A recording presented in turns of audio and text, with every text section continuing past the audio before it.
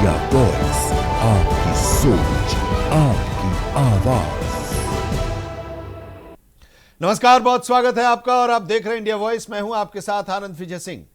आज देश भर में ईद का त्योहार उत्साह के साथ मनाया गया। ईद उल फितर इस्लाम धर्म का बेहद खास त्योहार है। पूरे महीने रोजा रखने के बाद जब चांद दिखाई देता है तब शव्वाल महीने की शुरुआत होती है और उसी के पहले ईद मनाई जाती है। लोग नमाज के बाद एक दूसरे को गले लगाकर ईद की मुबारकबाद दी। देखिए ये रिपोर्ट। आज पूरे देश में ईद का त्योहार मनाया जा रहा है। ईद उल फितर इस्लाम धर्म का बेहद खास त्योहार है। पूरे महीने रोजे रखने के बाद जब चांद दिखाई देता है तब शव्वाल महीने की शुरुआत होती है और उसी के पहले दिन ईद मनाई जाती है। भारत में भी ईद मनाई जा रही है। लोग नमाज के बाद एक दूसरे के गले लगते दिखे। नई दिल्ली में सुबह सुबह नमाज अदा की गई। ठंड के बावजूद बड़ी संख्या में मुस्लिम जामा मस्जिद पहुंचे और नमाज पढ़ी। पुलिस व्यवस्था बहुत अच्छी है, प्रशासन अपना अच्छे से काम कर रहा है और बहुत अच्छा प्रशासन ने काम किया है। हाई कोर्ट के भी ऑर्डर थे और शांतिपूर्ण अपना जो है अपनी नमाज हो रही है। 7:30 बजे का टाइम है नमाज का। बस प्रशासन अच्छे से अपना काम कर रहा है। कोई दिक्कत कोई परेशानी नहीं। सबसे पहले सभी देशवासियों को ईद उल फितर की बहुत बहुत मुबारकबाद। यकीनी तौर पर ये बहुत मुबारक दिन होता है। एक महीने रोज़े रखने के बाद ये दिन मुबारक दिन आता है। ये अल्लाह रब्बुल इज़्ज़त की तरफ से ये मुसलमानों के लिए ख़ास इनाम और तोहफ़ा होता है। और इसका ईद उल फितर का जो असल पैगाम है वो यही है कि हम लोग सब जगह मोहब्बत फैलाएं, सिर्फ़ और सिर्फ मोहब्बत फैलाएं और ऐसे लोगों के दरमियान में खुशियां फैलाएं जो लोग इस मुबारक दिन के मौके पर खुशी नहीं मना सकते हैं। यानी जो पसमानदगी से दो चार हैं या जो लोग खुशी नहीं मना सकते, जो गरीब हैं, उनकी हम हेल्प करें कि हम लोग तमाम लोग एक साथ मिलजुल कर एक साथ बैठें और गले मिले, मोहब्बत का पैगाम आम करें। यही असल पैगाम है। दिल्ली के अलावा यूपी के अयोध्या में भी ईद की नमाज अदा की गई। नमाज के बाद अयोध्या के सांसद अवधेश प्रसाद ईद की मुबारकबाद देने भी पहुंचे। तो हम लोग भैया यही मानते हैं कि भाईचारा बना रहे हिंदुस्तान का और सब कुछ अच्छा सा बना रहे, अमन चैन सुकून रहे हमारे देश में, हमारे शहर में, हमारे मुल्क में, हर जगह। और जो आज शासन प्रशासन का भी रवैया रहा है बहुत अच्छा दिखाया उन्होंने और शासन प्रशासन भी बड़े अच्छे से मैनेज किया है। इस बात को हम लोग उनको धन्यवाद करते हैं और शुक्रिया अदा करते हैं। अयोध्या के साथ लखनऊ में भी ईद मनाई गई। लखनऊ में ईरान के सुप्रीम लीडर की मौत पर लोगों ने शोक जताया और गम में काली पट्टी बांधे दिखे। लखनऊ में सपा प्रमुख अखिलेश यादव ने ईद की लोगों को बधाई दी। कारण ये कोई प्रदर्शन नहीं है, शांतिपूर्ण का ये और ईरान के लिए दुआ हो रही है और अमेरिका और इस्राइल का बाइकाट हम लोग कर रहे हैं। और जब तक कि ईरान और हिंदुस्तान में पूरी दुनिया में जहाँ जहाँ भी सऊदी हुकूमत है उसका बाइकाट करते हैं। पूरी दुनिया में एक एक शिया जो है, एक एक शिया का बच्चा कुर्बानी देने के लिए तैयार है। हम लोग हुसैनी हैं, हम जंग लड़ने नहीं गए थे, ईरान नहीं गया था। हम जंग नहीं चाहते, हम शांति चाहते हैं। हम लोग शांतिपूर्ण है। कोई भी हम लोग प्रोटेस्ट करते हैं तो शांति से करते हैं। अयोध्या के अलावा हैदराबाद में भी ईद की नमाज पढ़ी गई। इस दौरान AIMIM के सांसद असदुद्दीन ओवैसी भी पहुंचे और नमाज पढ़ते दिखे। नमाज पढ़ने के बाद स्थानीय लोगों ने देश को ईद की बधाई दी। आप सभी को ईद मुबारक। अभी हम लोग नमाज पढ़ के निकले हैं ताड़बन ईदगाह से। रमज़ान सिटी हमारा हैदराबाद ऐसा है, मोहब्बत का शहर है। यहाँ पर हिंदू मुसलमान सिख हर कोई भाई मिल के रहता है। तो आप सभी को मेरे तरफ से ईद मुबारक। मैं इतना ही कहना चाह रहा हूँ। अल्हम्दुलिल्लाह आज ईद जो है मिरालम ईदगाह में बड़े ही पैमाने पे पब्लिक थी और नमाज भी बड़े ही शानदार तरीके से अदा की गई है। पब्लिक की तो माशाल्लाह बहुत पब्लिक है। इस दिन सुबह लोग ईद की नमाज अदा करते हैं और इसके साथ ही रोजों का सिलसिला समाप्त हो जाता है। ये त्योहार खुशियां बांटने और आपसी भाईचारे को बढ़ाने का संदेश देता है। आज देश के कई जिलों में ईद मनाई गई।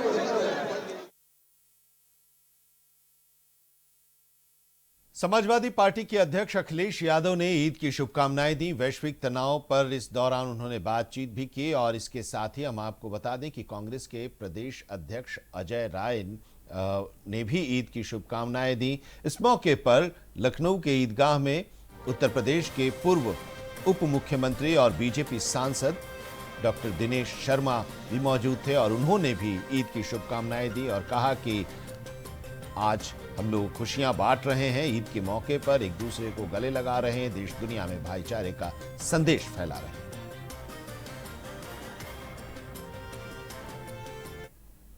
मैं बहुत छोटेपन से ईदगाह के पर्व पे आता हूँ। ईदगाह की कमेटी के लोग हमारे रामलीला में आते हैं, सामने ऐशबाग रामलीला है।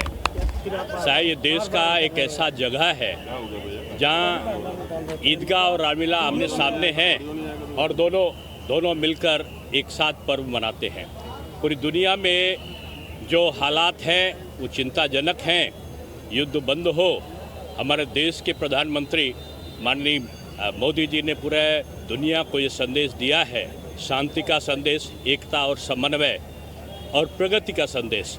और मैं समझता हूँ कि ये हमारे हिंदुस्तान के सभी भाइयों का सौभाग्य है कि हम सब लोगों ने शांतिपूर्वक माहौल में होली मनाया और उत्तर प्रदेश शासन माननीय मुख्यमंत्री और प्रधानमंत्री मोदी जी के द्वारा जो व्यवस्थाएं की गई कि होली भी अच्छी तरह मनी और आज ईद को भी के पर्व को भी लोगों ने दुगनी खुशी और दुगने अच्छे वातावरण में मनाया है। मैं प्रेस के लोगों का धन्यवाद देता हूं, आपके माध्यम से ईद की बहुत बहुत मुबारकबाद।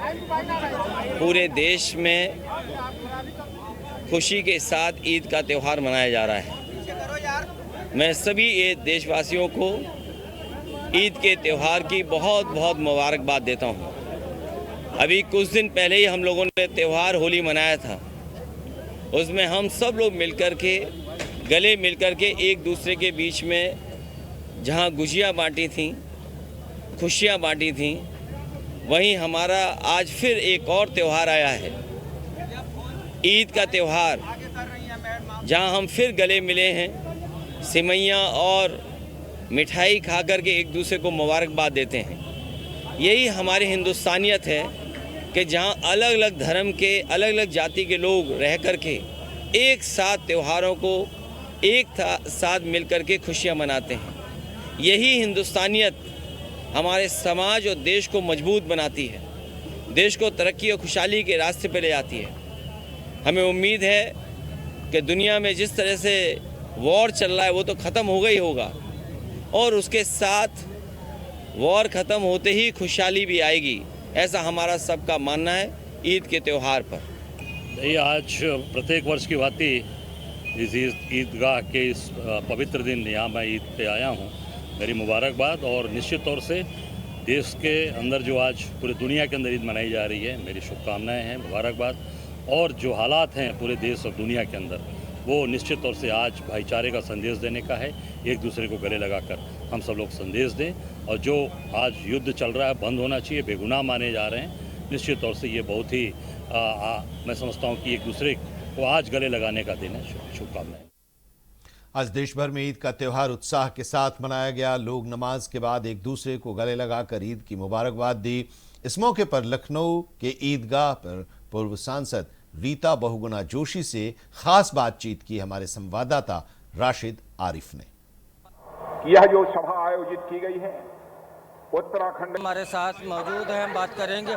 दीदी, आप यहाँ पे आई हैं, क्या कहेंगे ईद के त्यौहार? देखिए, लखनऊ की ईदगाह की नमाज तो अपने आप में बड़ी बहुत ही मशहूर है, और रमज़ान के आखिर में आज जब ईद है तो सभी को ईद की बहुत बहुत मुबारकबाद है। और लखनऊ की तहजीब तो हमेशा गंगा जमनी तहजीब रही है, तो मैं भी यहाँ पर आई हूँ बधाई देने।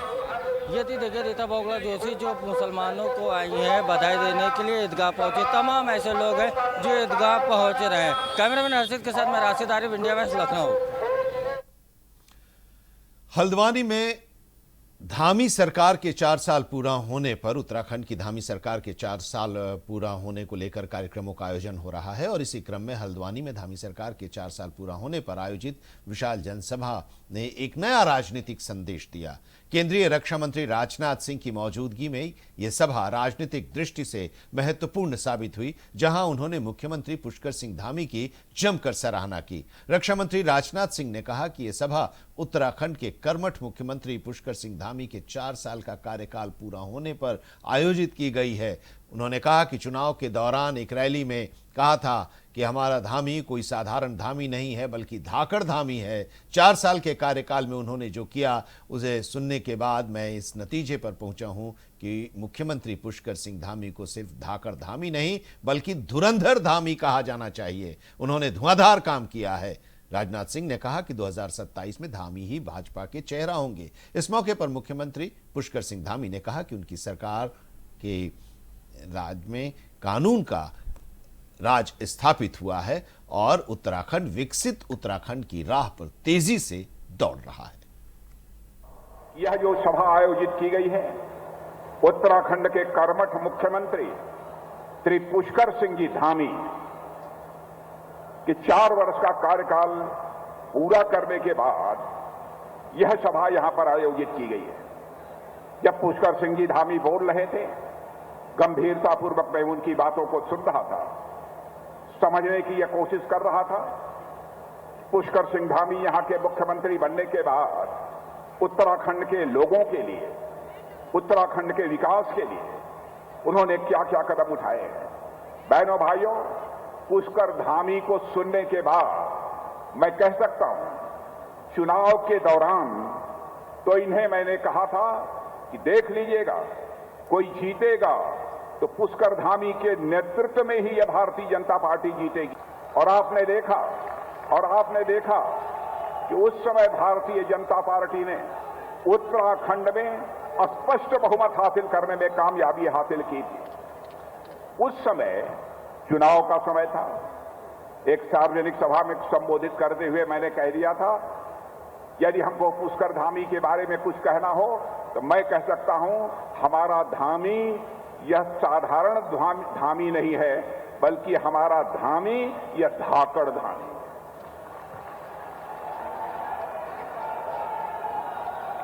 और बहनों भाइयों, जब यह पुष्कर जी भाषण दे रहे थे और उन्होंने अपने 4 वर्षों के कार्यकाल में क्या किया है, इसको मैं सुन रहा था तो मैं इस नतीजे पर पहुंचा कि अब यहां के मुख्यमंत्री पुष्कर धामी को केवल धाकड़ धामी नहीं कहा जाना चाहिए बल्कि यहां के मुख्यमंत्री पुष्कर सिंह धामी को अब धुरंधर धामी कहा जाना चाहिए।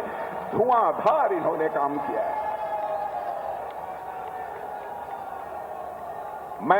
हमने राज्य में सख्त धर्मांतरण कानून, दंगा विरोधी कानून को लागू करने के साथ साथ लैंड जिहाद, लव जिहाद और मजार जिहाद जैसी जिहादी प्रवृत्तियों पर भी अंकुश लगाया है। ये बात हमारे हल्द्वानी के भाइयों से अधिक कौन जानता होगा कि दंगे करने वालों के साथ हमारी सरकार किस तरह से पेश आती है, हमारा प्रशासन किस तरह से पेश आता है। आज राज्य में ऑपरेशन कालनेमी और सघन सत्यापन अभियान के माध्यम से घुसपैठियों के खिलाफ भी कठोर कार्रवाई की जा रही है। भाइयों बहनों, कांग्रेस ने अपने वोट बैंक और तुष्टीकरण की राजनीति के चलते हमारी देवभूमि की डेमोक्रेसी को बिगाड़ने का काम किया है। बनभूलपुरा का उदाहरण, इसी बनभूलपुरा का उदाहरण आप सबके सामने है, किस प्रकार से वहां की डेमोक्रेसी खराब हुई है। आज हमारी सरकार ने बनभूलपुरा में दंगाइयों के खिलाफ इतनी कड़ी कार्रवाई की थी कि आज कोई भी व्यक्ति सरकारी जमीनों पर कब्जा करने से पहले 100 बार सोचता है, और जिन्होंने कर लिया आजकल वो स्वयं ही अपना कब्जा खाली कर रहे हैं, यानी कि अतिक्रमण मुक्त करने की दिशा में स्वयं प्रेरित होकर काम कर रहे हैं। और यहां पर एक ब्रेक के लिए रुकते हैं। ब्रेक के बाद भी खबरों का सफर जारी रहेगा। देखते रहिए इंडिया वॉइस। अब देख रहे हैं इंडिया वॉइस। उत्तर प्रदेश के मथुरा में ईद वाले दिन बवाल मच गया। आरोप है कि मथुरा के थाना कोसी कला के अंतर्गत कोटवन चौकी क्षेत्र के नवीपुर में बीती रात गौत सेवक चंद्रशेखर उर्फ फरसा वाले बाबा की गाड़ी से कुचलकर हत्या कर दी गई। हालांकि एसएसपी ने कोहरे की टक्कर की वजह से बताया है इस मौत को। इस घटना के बाद पूरे क्षेत्र में शोक की लहर दौड़ गई है। तनावपूर्ण स्थिति बनी हुई है। फरसा वाले बाबा के शव को लेकर गौ भक्त उनकी गौशाला पहुंचे, गांव की परिक्रमा की। गौरक्षकों ने मथुरा में दिल्ली आगरा हाईवे को जाम कर दिया। इस घटना के बाद स्थानीय लोग में काफी आक्रोश है। देखिए ये रिपोर्ट। उत्तर प्रदेश के मथुरा में गोरक्षा से जुड़े विख्यात गोरक्षक चंद्रशेखर की गोतस्करों ने गाड़ी से कुचलकर हत्या कर दी है। मथुरा के ब्रज क्षेत्र में गोरक्षक चंद्रशेखर को फरसा वाले बाबा के नाम से जाना जाता था।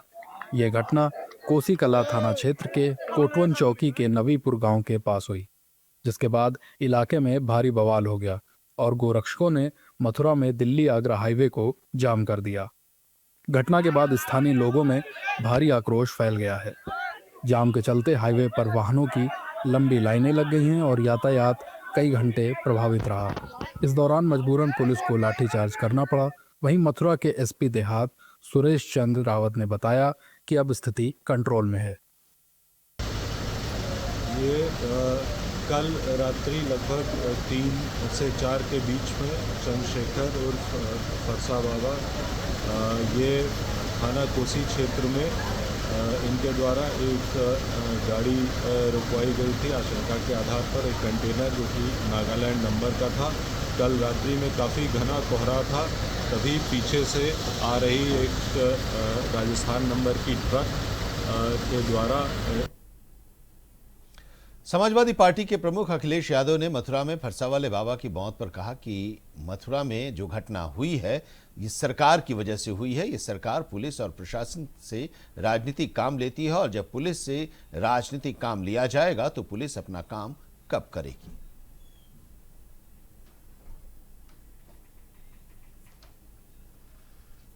विपक्ष जो मथुरा में घटना हुई है ये सरकार की वजह से हुई है।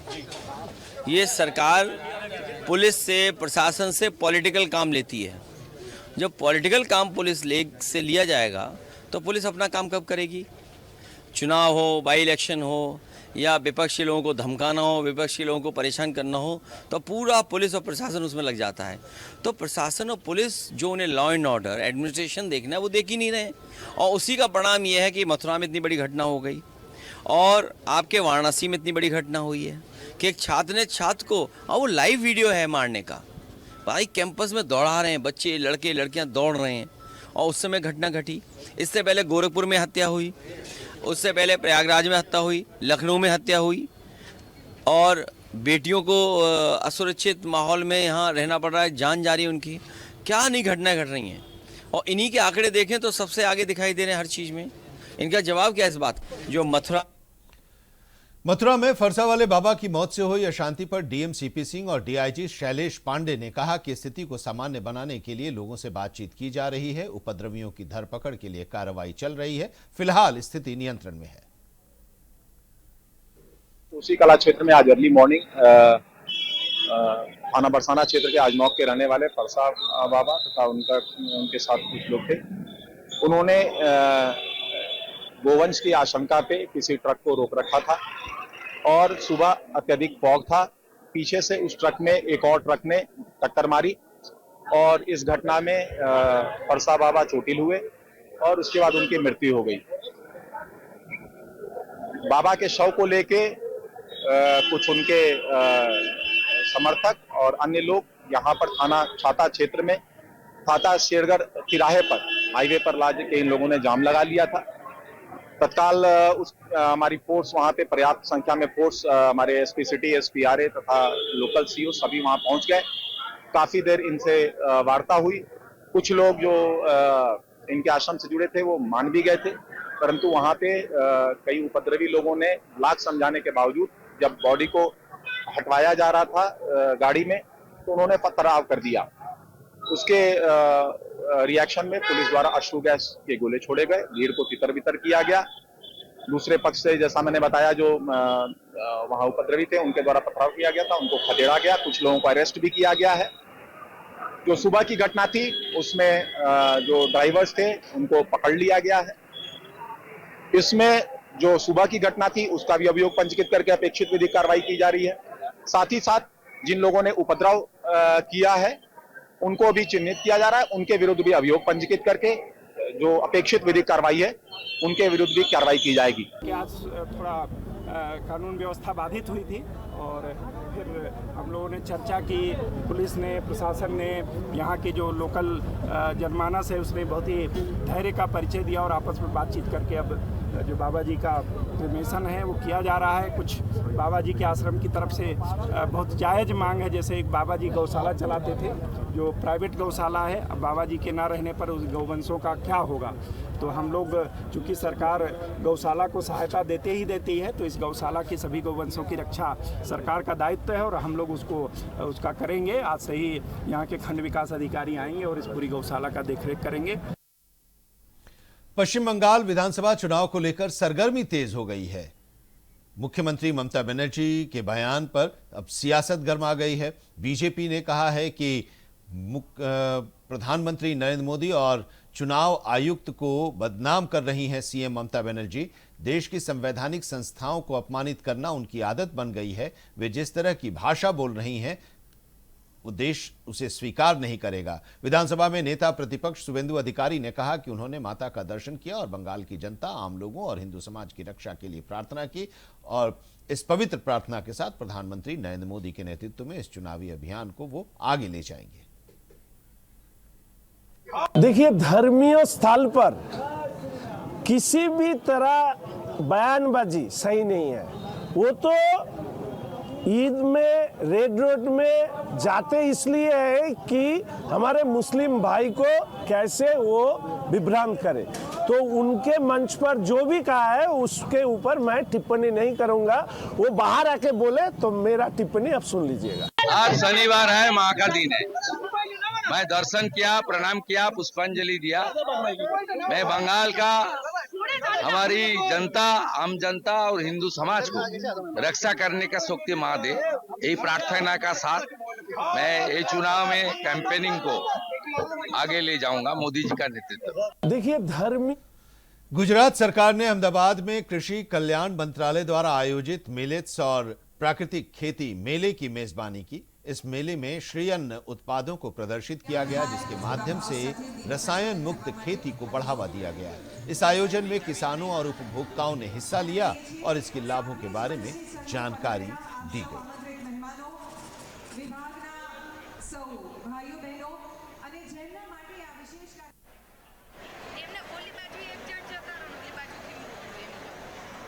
अहमदाबाद में आयोजित मेले में श्री अन्न उत्पादों को प्रदर्शित किया गया। बड़ी संख्या में किसान और उपभोक्ता इसमें शामिल हुए और उन्हें इस बारे में जानकारी भी दी गई। बढ़ते हैं आगे। भारत रूस मैत्री राइड का आयोजन किया गया, जिसमें 400 से अधिक राइडर्स एक साथ शामिल हुए। इस रैली का आयोजन दिल्ली बाइकर्स ब्रेकफास्ट रन यानी कि DBBR द्वारा रूसी दूतावास के सहयोग से किया गया। दिल्ली बाइकर्स ब्रेकफास्ट रन के सदस्य ब्रजेश बॉन्ड ने कहा कि आप इस राइड के जरिए देख सकते हैं कि आज की राइड में 400 से ज़्यादा राइडर्स शामिल हुए। रूस और भारत का रिश्ता बहुत मजबूत है। एक रूसी राइडर ने कहा कि उनके पति यहाँ पर आए हैं और अपने पति के साथ वो इस राइड में हिस्सा लेने के लिए आई हुई। नमस्ते, मेरा नाम लीज़े कुशनर है या लीज़े सिंह। मैं अपने पति के साथ इस मोटर रैली में भाग करती हूँ। मैं रशिया से हूँ और मैं यहाँ IT इंडिया पे काम कर रही हूँ। So you can see when just ride will start. So you can see today I told you before today's ride is 400 plus riders. So Russia and India bound is very strong. और खबर राजस्थान से। राजस्थान के बूंदी में पारंपरिक अनुष्ठानों और सांस्कृतिक उत्सवों के बीच महिलाओं और लड़कियों ने वैवाहिक आनंद और अच्छे जीवन साथी की प्रार्थना करते हुए गणगौर त्योहार भक्तिपूर्वक और उत्साह के साथ मनाया। इसमें महिलाएं भगवान शंकर और माता पार्वती की पूजा करती हैं। अविवाहित महिलाएं अच्छे वर के लिए और विवाहित महिलाएं अपने पति की रक्षा के लिए वर मांगती हैं।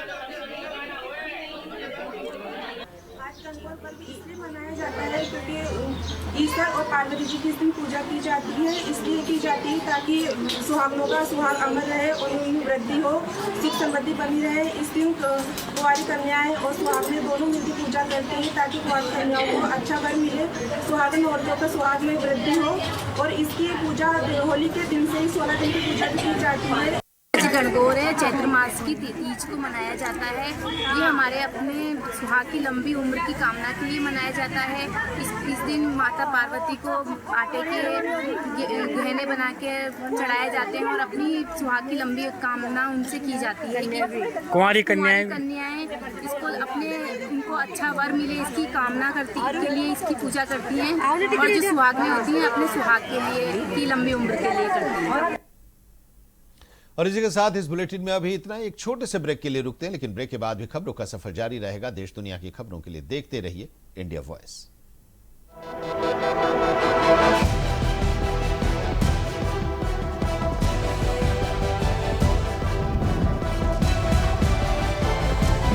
इंडिया वॉइस, आपकी सोच, आपकी आवाज।